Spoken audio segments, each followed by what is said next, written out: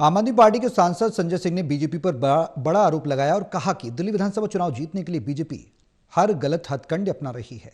उन्होंने कहा कि मेरी धर्मपत्नी अनीता सिंह पूर्वांचल की रहने वाली हैं और नई दिल्ली विधानसभा में रहती हैं। बीजेपी वालों ने इनका वोट कटवाने की 2 बार एप्लीकेशन दी।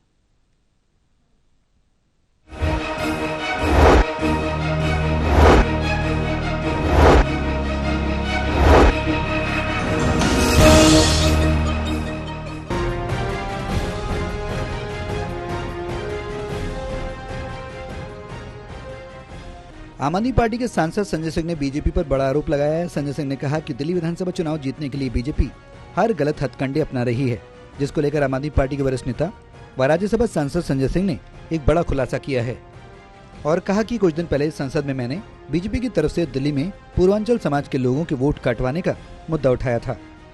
उन्होंने कहा कि बीजेपी ने उनकी पत्नी अनीता सिंह का नाम वोटर लिस्ट से काटने की एप्लीकेशन दे दी।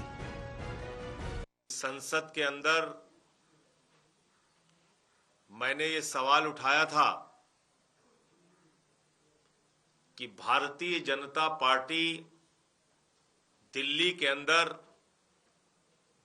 हमारे पूर्वांचल के भाइयों का वोट कटवा रही है,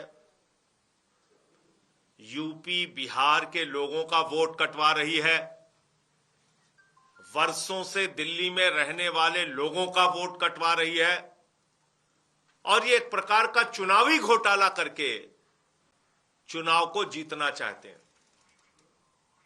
और मैंने नाम पढ़ा था संसद में, राम सिंह जी का नाम पढ़ा था, राम जी का नाम पढ़ा था, छोटेलाल वर्मा का नाम पढ़ा था। संजय सिंह ने आगे ये भी कहा कि बीजेपी वालों ने उनका वोट कटवाने की 2 बार एप्लीकेशन दी।